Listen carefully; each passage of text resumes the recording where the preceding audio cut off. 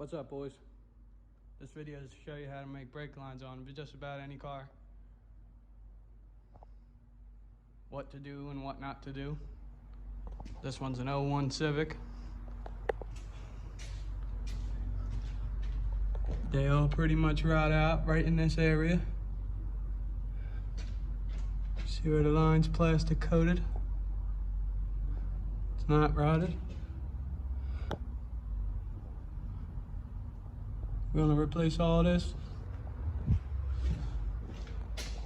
with steel line. This is the shit you're gonna need to do it.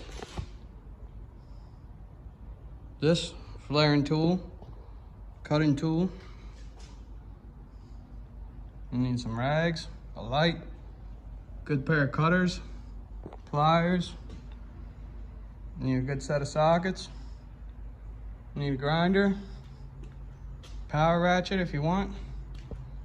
You need a good punch. This case is 3/16. You need a good sharp 3/16 drill bit. So we're gonna save the fittings. Pick for maybe getting some clips, getting shit out of the clips. This will be everything you need.